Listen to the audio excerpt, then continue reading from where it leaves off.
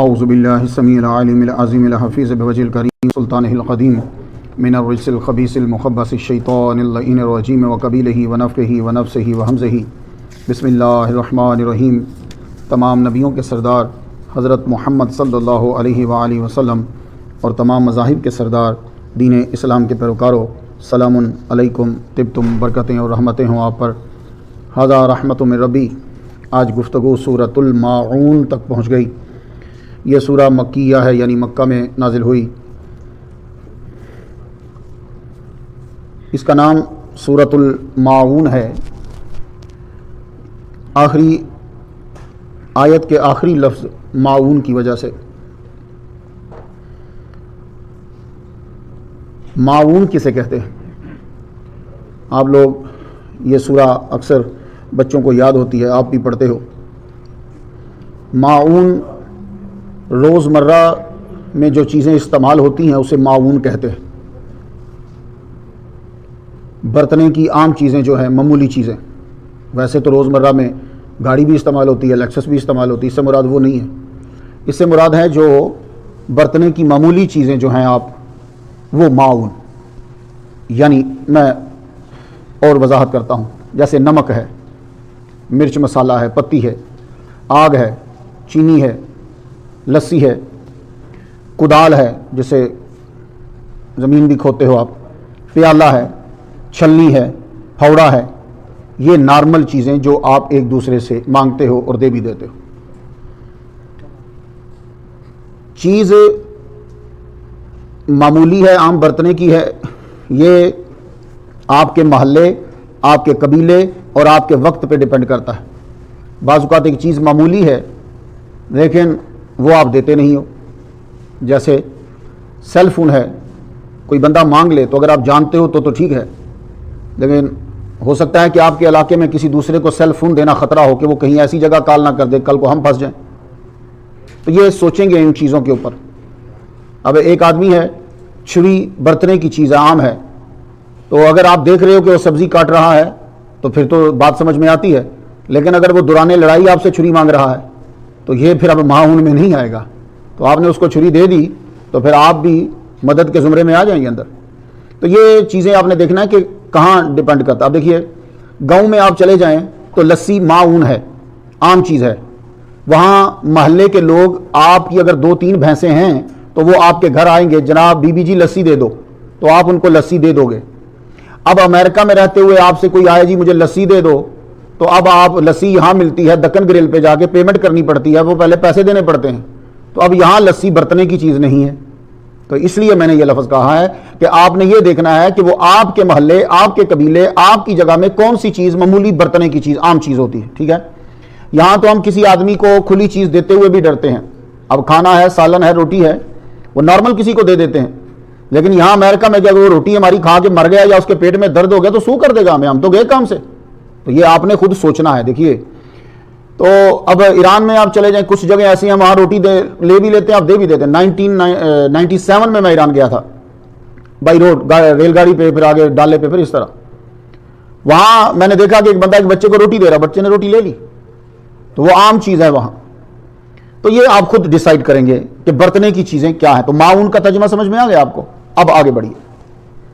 ارأیت الذی یکذب بالدین، کیا آپ نے اس شخص کو دیکھا جو دین کی تکذیب کرتا ہے، دین کو جھٹلاتا ہے؟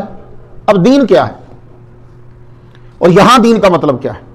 پہلے یہ سمجھ لو کہ ہمارے اسلام کا نام مذہب نہیں ہے، ریلیجن غلط لفظ ہے، وہ ہمارے دین کی ٹرانسلیشن نہیں ہے۔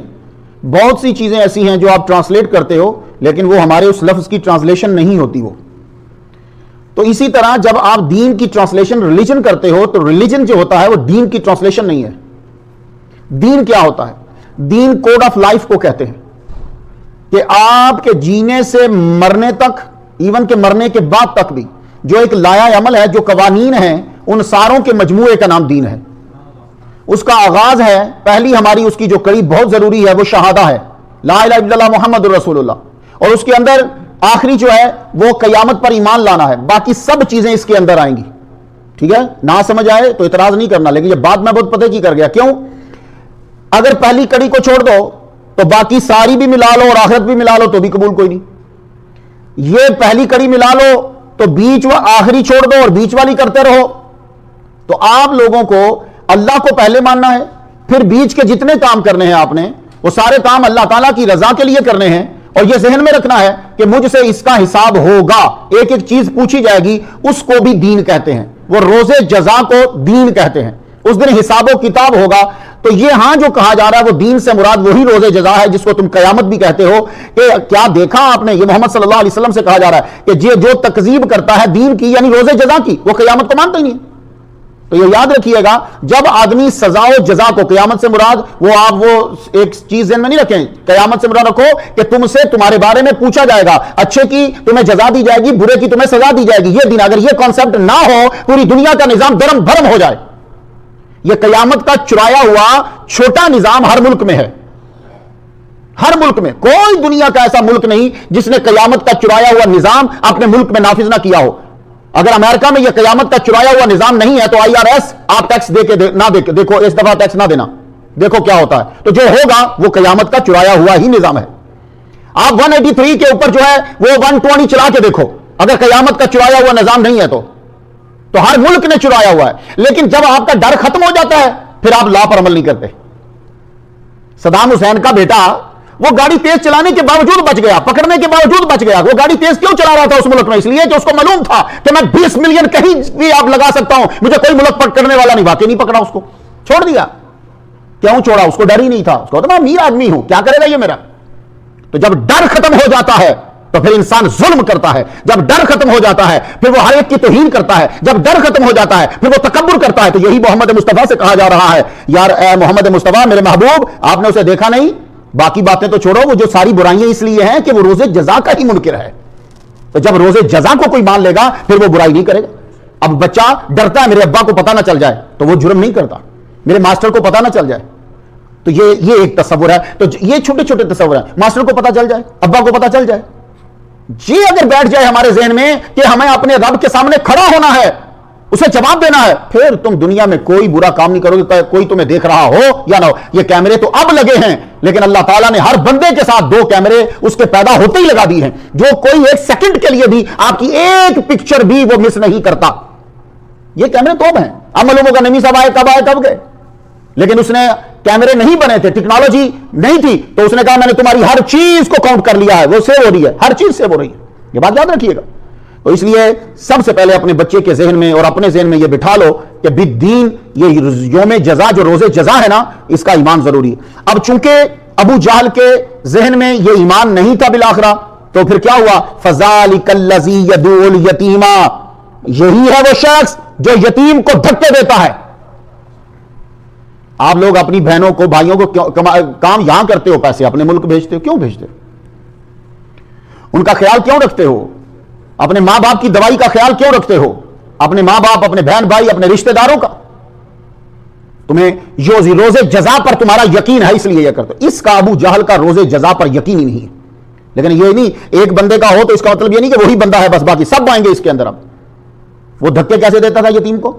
یہ ابو جہل کی ایک پالیسی تھی. یہ ظالم لوگ جو ہوتے ہیں نا, یہ بڑے عجیب, ان کی حرکتیں ہی بری ہوتی ہیں. اللہ تعالیٰ ایسے نہیں کسی کو سزا دیتا. جاؤ جا کے چیک کر لو, یہ انہوں نے ضرور کچھ نہ کچھ کیا ہوتا ہے. یہ جب امیر آدمی مر رہا ہوتا تھا تو اس کے پاس چلا جاتا تھا, چونکہ خود سردار تھا, اس کو جا کے کہتا تھا تیری اتنی دولت ہے, تیرے چھوٹے چھوٹے بچے ہیں, تو مر رہا ہے, ساری دولت میرے نام کر جا, بعد میں تیرے بچوں کی ذمہ داری میں لوں گا. تو بندہ جب بیمار ہو جاتا نا, اس کو اپنے بچوں کی بڑی فکر ہوتی ہے, میری بیٹی کا کیا بنے گا, میرے بیٹے کا کیا بنے گا.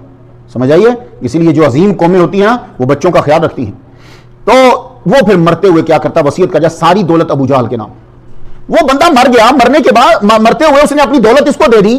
اب جب اسے دولت دی, وہ بچہ جب اسے مصیبت پڑی, ضرورت پڑی, وہ بچہ ابو جہل سے پیسے لینے کے لیے آیا, باپ اس کا مر گیا, یہ اس کو دھکے دے رہا, جا چلا جا, کوئی تیرے پیسے نہیں ہے. تو رب فرماتا ہے فَذَلِكَ الَّذِي يَدُعُ الْيَتِيمَ, یہ ہے جو یتیم کو دھکے دیتا. یہ ہے کیوں دے رہا ہے یتیم کو دھکے؟ یہ یتیم کو دھکے اس لیے دے رہا ہے کہ اس کا آخرت پر یقین نہیں ہے.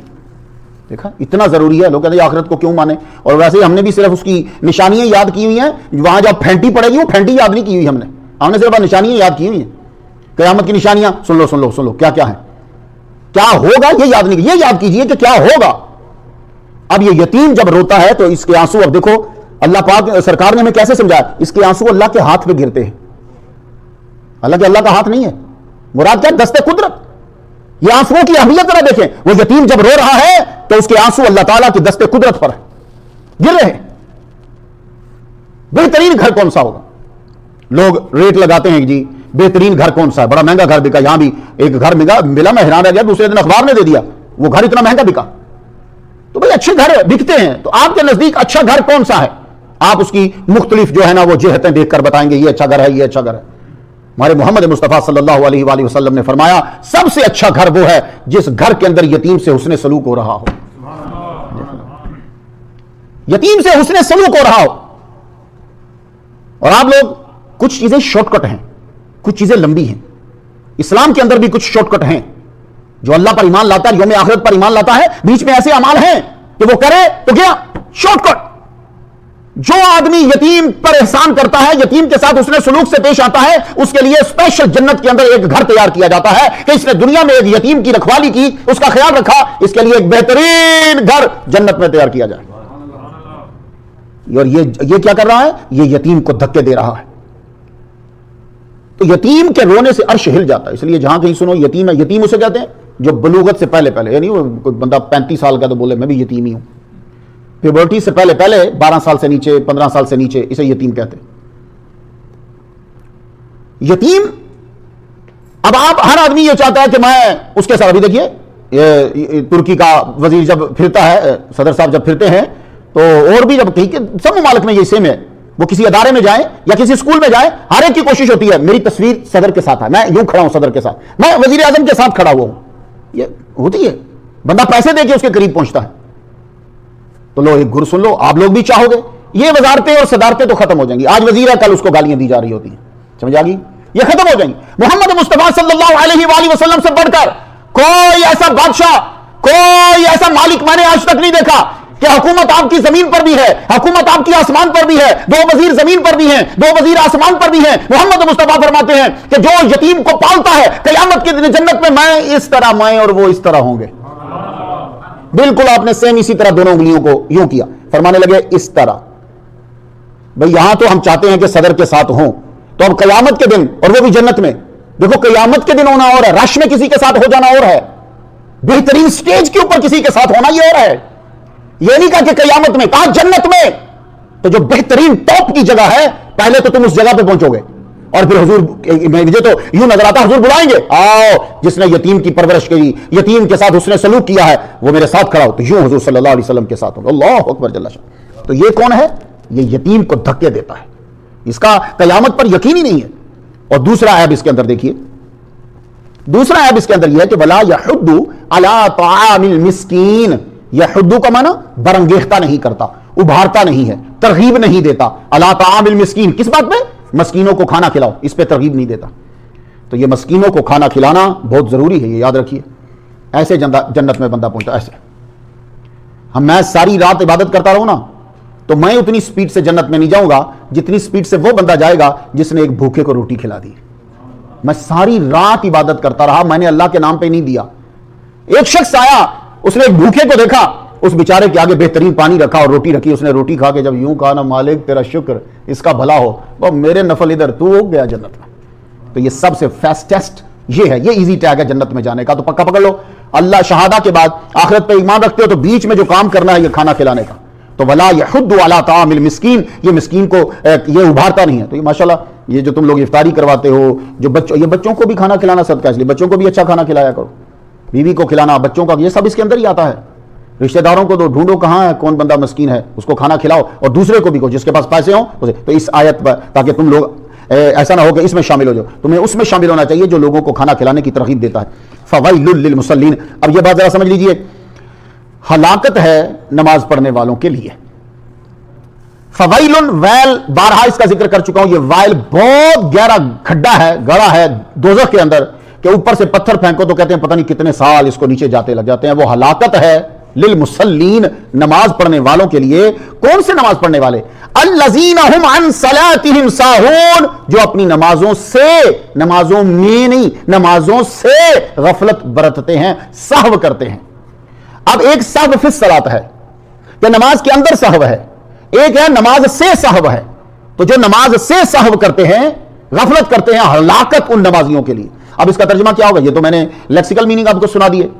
تو یہ سہو کا معنی، ساہون کا معنی کیا ہے؟ سنیے، پہلی غفلت یہ ہوتی ہے نماز سے، ہلاکت اس نمازی کے لیے جس کے اندر یہ پہلی غفلت ہے کہ وہ مقصد نماز سے غافل ہے۔ نماز کا مقصد کیا ہے؟ اللہ کی رضا حاصل کرنا۔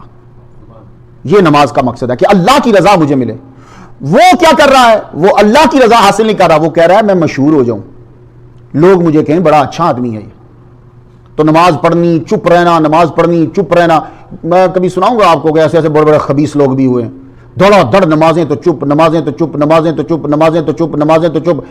3-4 مہینے کے بعد جب بولے تو وہ گند اور خباثت بولی کہ بیڑا غرق کر کے رکھ دیا۔ کیوں؟ لوگوں میں تو یقین بیٹھ گئے بندہ بڑا اچھا ہے۔ آپ خود بھی کبھی اسٹڈی کیجئے، بڑے بندے ایسے پیدا ہوئے، انہوں نے پھر وہ بیڑا غرق کیا اسلام کا۔ کیوں؟ لوگوں کو بڑا نیک آدمی ہے، یہ تو اتنا عرصہ یہاں نمازیں پڑھتا رہا ہے۔ تو مقصد جو ہے وہ غفلت۔ ہمارا سب کا مقصد کیا ہے؟ ہمیں ضرورت ہی نہیں کسی بندے کی، ہمیں کوئی نمازی کہے نہ کہ ضرورت ہی نہیں، جا کام کر جا کے، میرا سجدہ میرے رب کے قدموں میں ہے، میرے رب کے لیے ہے۔ تو ہلاکت اس کے لیے ہے جو مقصد سے غافل ہے۔ تو مقصد آپ کا ہونا چاہیے اللہ کی رضا۔ تو یہاں بھی یہی کہا گیا کہ الذین هم یراؤون، جو ریاکاری کرتے ہیں، نماز اس لیے پڑھتے ہیں کہ لوگ راضی ہو جائیں۔ لوگوں کو مت راضی، یہ لوگ تمہیں کچھ بھی نہیں دیں گے۔ میں ان لوگوں کو زندگی میں 7 سال کا ایک تجربہ آزما چکا ہوں، پھر 14 سال کا تجربہ آزما چکا ہوں، اب مجھے لوگوں پہ بلیو ہی نہیں رہا، یقین ہی نہیں رہا۔ میں اتنا آزما چکا ہوں ان لوگوں کو، ان کی نمازوں کو آزما چکا ہوں، ان کے پیسوں کو آزما چکا ہوں، ان کے ساتھ کو آزما، ان کے اچھے لفظوں کو آزما چکا ہوں، ہر شے آزما لی میں نے۔ اب صرف اور صرف میرا یقین ہے تو میرے رب پر ہے پختہ۔ یہاں آ کر مجھے یہ سکون ہے کہ میں یہاں جو اس جگہ آیا ہوں، نماز میں اللہ کے لیے پڑھتا ہوں، مجھے کسی شے کا اب نہیں ہے، ہوتا غلطیاں ہوتی نہیں ہوں گی، لیکن یہاں مجھے یہ بڑا سکون ہے، میں نماز صرف پڑھتا ہوں تو میں اللہ کی رضا کے لیے پڑھتا اور پڑھاتا ہوں، بلکہ میں خود پڑھاتا بھی ہوں۔ تو جو دکھلاوے کے لیے، ریاکاری کے لیے نماز پڑھتا ہے، دوسری غفلت کیا ہے؟ اب سنو، دوسری غفلت یہ ہے کہ اس کے اندر خشوع و خضوع نہیں ہوتا۔ وہ منافق نماز پڑھنے کے لیے آتا ہے تو بالکل سستی سے پہلے تو نماز پڑھے گا ہی نہیں، دوسرا سستی سے نماز پڑھے گا، کاہلی سے اس کی نماز کی توجہ ہی، اس کی نماز کے اندر اس کی توجہ ہی نہیں ہے۔ یہ دوسری غفلت ہے۔ تو اس لیے وہ ایکٹیو ہو کے نماز نہیں پڑھتا، وہ مجبور ہو کے نماز پڑھ رہا ہے۔ تو محمد مصطفیٰ صلی اللہ علیہ وآلہ وسلم کے پیچھے لوگ آتے تھے، نماز پڑھتے تھے، لیکن وہ ایکٹیو ہو کے نماز نہیں پڑھتے تھے۔ کامو کسالہ، قرآن کہتا ہے کامو کسالہ، ایسے سستی سے پیچھے کھڑے ہو جاتے، ایکٹیو ہو کر کھڑے نہیں ہوتے۔ یہ سب منافقوں کی عادات ہیں۔ تو دعا کرنا ہے کہ یہ ہمارے اندر، کیوں نماز جو پڑھتے ہیں، یہ نماز روح اور جسم دونوں کا گہرا تعلق ہو تو پھر نماز ہوتی ہے۔ اس لیے آپ نے جب نماز پڑھنا ہے تو آج سن لو۔ اب آپ کہیں گے جی نماز تو پھر ہمیں بھی خیال آتے ہیں، تو یہی تو میں نے لفظ پہلے بولا تھا، ایک ہے کہ نماز میں، یہ نماز میں نہیں ہے، یہ نماز سے ہے۔ ہمیں جو غفلت ہوتی ہے وہ نماز میں ہوتی ہے۔ کیوں؟ وہ شیطان جو ہے وہ ہمارے خون کے اندر گردش کرتا ہے۔ وہ کیا کرتا ہے؟ وہ گردش کرنے کے بعد ہمارے دماغ کو ایک دم اچک لے گا، اچک کے کہیں لے جائے گا، بزنس میں لے جائے گا، یا گھر لے جائے گا، یا کہیں لے جائے گا اور جا کے یاد کرائے گا، اور پھر آگے رکھتے بھول جائیں گی ہمیں۔ یہ بری بات نہیں ہے جی، یہ ایسا ہوگا آپ کے ساتھ۔ یہ مولا علی نے جب آ کے شکایت کیا کہ میرے ساتھ ہوتا ہے تو میں اور تم کون ہیں؟ مولا علی نے کہا یا رسول اللہ میں نماز پڑھتا ہوں، خیال بڑے آتے ہیں۔ یہ بڑے لوگوں کے جملے ہمارے سبق کے لیے ہوتے ہیں، اور کیونکہ تقریر سننے والے بڑے بندے ہوتے ہیں، نیمی صاحب کوئی غلطی کریں تو ہم فٹافٹ ڈھونڈیں۔ میں سارا سوچ کے آیا ہوتا ہوں، ایسی بات نہیں ہے۔ تو کچھ باتیں ایسی ہوتی ہیں کہ میں صرف ٹچ کر جاتا ہوں، کہ مجھے معلوم ہے میری عوام اور یہ بچے بہت سمجھدار ہیں، سمجھ جاتے ہیں کہ میں نے کیا بات کی ہے۔ تو مولا علی شیر خدا، یہ ان کا سبق، حضور صلی اللہ علیہ وسلم زور کی نماز پڑھاتے ہوئے 2 رکعت میں سلام پھیر دیا۔ حضرت ابو بکر کہنے لگے یا رسول اللہ کیا رکعتیں 2 ہوگی؟ فرمایا لیکن نہیں 4 ہیں۔ کہ یا رسول اللہ آپ نے 2 میں سلام پھیر دیا۔ یہ سبق کے لیے ہے۔ یہ اب اس کو جس لفظ سے مرضی تعبیر کرو، کیونکہ میں بولوں گا پھر شروع ہو جائیں گے، تو جس لفظ سے مرضی تعبیر کرو، یہ سب سبق کے لیے۔ مولا علی نے عرض کی یا رسول اللہ خیال آتے ہیں بڑے۔ آپ نے فرمایا علی یہ بتا چور کہاں ڈاکہ ڈالتا ہے؟ یا رسول اللہ جس گھر میں خزانہ ہو۔ فرمانے لگے تیرے دل میں ایمان کا خزانہ ہے، شیطان چور ڈاکہ ڈالتا ہے۔ تو یہ آپ مت سوچو جی میں نماز پڑھتا ہوں نبی صاحب بڑے مجھے خیال آتے ہیں، آنے دو۔ یہ اس بات کی دلیل ہے کہ تیرے اندر ایمان ہے۔ شیطان کو گوارا نہیں کہ تو نماز صحیح طرح سے پڑھے، تبھی تو وہ تمہیں خیالات میں لے کے جا رہا ہے۔ اب اس کو مارو اندر، جیسے گیم میں مارتے ہو۔ سارے بچوں کو سمجھو کہ بچے خیال آئے تو جیسے گیم کھیلتے ہوئے بندے کو مارتا ہے اور جلاتا ہے نا، تو اندر ایسے ہی مار اس کو اندر، اس کو شیطان کو مار اپنی نماز کے اندر۔ وہ کس طرح مار سکتے ہو تم؟ سنو، جب نماز پڑھنے لگو خیال تمہیں ضرور آئیں گے۔ بھائی اس کے کئی طریقے ہوتے ہیں خیالات کو جھٹلانے کے لیے۔ سب سے پہلے اپنے دماغ کو پکا کرنا ہے تمہیں، جیسے ٹیلی پیتھی کے اندر پکا کرتے ہیں خیالات، کیسے پکا کرو؟ سجدے کی طرف دیکھو، گھٹنوں کی طرف دیکھو، پاؤں کی طرف دیکھو، یہ سب مختلف۔ جب سلام پھیرنے لگو تو یوں اپنے کندھے کی طرف دیکھو، تو یہ سجدہ کر رہے ہو تو ناک کی طرف دیکھو، رکوع کر رہے ہو تو پاؤں کی انگلیوں کی طرف دیکھو۔ یہ دیکھنے سے بھی ڈائیورٹ ہوگی، خیالات جائیں گے۔ دوسرا، کھڑے ہوتے ہی بولو شیطان کو سنو، اس کو ذرا دھمکی روز لگایا کرو، یہ نارمل بات مانتا ہی نہیں ہے۔ سنو غور سے سن، میں اللہ کی نماز پڑھنے لگا ہوں، میرا اللہ ساری کائنات کی ہر شے سے افضل ہے، جیسے لوگ بادشاہ کے سامنے کھڑے ہوتے ہیں اور ہر شے بھول جاتے ہیں، یہ میرا رب ہے، اس نے مجھے پیدا کیا ہے، میں اسے سجدہ کرنے لگا ہوں، ڈسٹرب نہیں کرنا. اللہ اکبر. نماز شروع کرو، 1-2 دن ہوگا، تیسرے دن خود ہی ڈر جائے گا تم سے. تو یہ کچھ چیزیں ہیں ٹیکنیکلی، انہیں اپناؤ اور آہستہ آہستہ آہستہ آہستہ پھر تمہاری عادت پختہ ہو جائے گی. یہ یاد رکھنا. پھر تو تم نماز میں جب پہنچو گے تو پھر پہلا دوسرا تیسرا سامان تو پہلا سٹیپ ہے تمہارا، یہ یاد رکھنا. تو نماز کے اندر خشوع و خضوع، یہ نماز بہت ضروری ہے جناب. اور ایک یہ ہے ہلاکت النمازیوں کے لیے جو جان کر نماز چھوڑ دے، یہ بھی یاد ہے، جان کے نہیں چھوڑنی. ہاں آپ سو گئے ہو، یہ جان کے نہیں ہے، آپ سو گئے ہو، سوتے ہوئے تمہیں نہیں معلوم ہوا، یا تم آ رہے تھے رستے میں کوئی ریزن بن گئی ہے. ایک ہوتا ہے بلا وجہ بیٹھے رہو بیٹھے رہو بیٹھے رہو، پڑھ لوں گا میں پڑھ لوں گا میں پڑھ لوں گا میں پڑھ لوں گا. یہ ہلاکت ایسے نمازیوں کے لیے. اور خاص طور پر خلاصہ بیان کرنے لگا ہوں، وہ بھی اسی آیت کے زمرے میں آتا ہے جو خاص اس وقت نماز پڑھتا ہے جب سورج ڈوب رہا ہو. یہ حضور کی حدیث کا مفہوم سنانے لگا ہوں آپ کو. بیٹھا رہے گا خاص اس ٹائم آ کر نماز پڑھے گا جب حرام ہے. 3 اوقات میں نماز پڑھنا سجدہ کرنا حرام ہے. ایک جب سورج نکل رہا ہو، ایک جب سورج بالکل پیک پہ ہو، ایک جب سورج جو ہے وہ ڈوب رہا ہو. تو آپ نے اس وقت سجدہ آپ کریں گے تو شیطان آگے کھڑا ہوتا ہے، کہتا آ مجھے سجدہ کر. ان 3 اوقات میں سجدہ حرام ہے. تو وہ جو جس کے لیے ہلاکت ہے وہ بیٹھا رہے گا این اس ٹائم نماز پڑھے گا ضد بازی میں جس ٹائم نماز حرام ہوتی ہے. اس کو پتہ نہیں چلتا، وہ ٹائم دیکھے گا ہی نہیں، دیکھے وہ شروع کر دے گا نماز. تو اس سے بھی بچنا ہے. تو یہ یاد رکھو، میرے نبی نے بڑی پیاری مثال دی ہے. تم نماز پڑھنے کے لیے آؤ، تمہاری نیت ہی وہ دیکھ لے گا. اب ذرا نبی کا فرمان سنو. فرمان لگے بتاؤ جس کے گھر کے سامنے نہر ہو اور وہ 5 مرتبہ نہر میں شاور لے، غسل کرے، نہائے، کیا اس کے جسم پہ میل باقی رہے گی؟ عرض کی یا رسول اللہ نہیں. فرمان لگے بس یہ تمہیں سمجھا دیا، مسلمان جو 5 ٹائم نماز پڑھتا ہے اس کے بھی اللہ تعالیٰ گناہ سارے معاف فرما دیتا ہے. تو مسلمانوں جدھر تمہیں موقع مل جائے، آخری بات اب سن لو، وَيَمْنَعُونَ الْمَاعُونَ، اور وہ استعمال کی معمولی چیز دینے سے منع کرتا ہے. یہ ویسے تفنن تباہ کے لیے بات ہوتی ہے، اللہ نے تمہیں دیا ہے تو دیتے رہو. اور یہ یاد رکھنا، جہاں پانی چلتا رہے پانی آتا بھی رہتا ہے، پانی پاک بھی رہتا ہے. اور جہاں پانی جمع ہو جاتا ہے پھر آنا بھی بند ہو جاتا ہے تو پانی بھی گندا ہو جاتا ہے. تمہیں جو اللہ نے دیا ہے، کوئی مانگنے چیز آتا ہے تو دو اس کو. بلکہ کچھ تو ایسے لوگ ہیں کہ کوئی رستے میں جا رہا ہو، کھانا کھا لو یار، آؤ میرے ساتھ بیٹھ کے کھانا کھاؤ، آؤ یار میں تمہیں کھانا کھلا دے. تو یہ چیزیں جو دینے کی ہیں وہ بھی دیتے رہا کرو. اللہ تعالیٰ آپ لوگوں کے رزق میں برکت پیدا فرمائے. وآخر دعوانا الحمدللہ رب العالمین. آمین. اللهم صل على سيدنا محمد وآباء محمد وآل محمد وصحبه محمد وبارك وسلم. یا رب لك الحمد كما ينبغي لجلال وجهك وعظيم سلطانك یا ارحم الراحمین. ہماری آج کی حاضری اپنی بارگاہ میں قبول فرما. پروردگار عالم، ہم تجھ پر ایمان لائے یا اللہ تعالی، ہمارا یقین ہے یوم جزا پر، ہم یوم جزا کو مانتے ہیں. پروردگار عالم یا اللہ ہمیں توفیق دے کہ ہم یتیموں کا خیال رکھ سکیں مالک. یا اللہ ہمیں اتنی دولت دے کہ مسکینوں کو کھانا کھلا سکیں مالک. اے پروردگار عالم، جو تو نے احکامات قرآن میں نازل کیے ہیں یا اللہ تعالی ان پہ عمل کرنے کی توفیق عطا فرما. اے پروردگار عالم، جو حقوق اللہ ہم ادا نہیں کر پائے یا اللہ تعالیٰ وہ تو خود معاف فرما دے مالک. اور یا اللہ جو حقوق العباد نہیں ادا کر پائے یا اللہ وہ تو معاف کروا دے ہمیں یا اللہ پاک. اے پروردگار عالم، یہ جتنے لوگ بیٹھے ہیں یا اللہ سب کے رزق میں برکت پیدا فرما. یہ لوگ افطاری کی صورت میں، سحری کی صورت میں، ویسے خیرات کر کے، امداد کر کے یا اللہ یہ خرچ کرتے رہتے ہیں، ان کے رزق میں برکت پیدا فرما دے مالک. یا اللہ تعالیٰ جو گھروں میں سن رہے ہیں پروردگار عالم ان پہ بھی رحمت نازل فرما.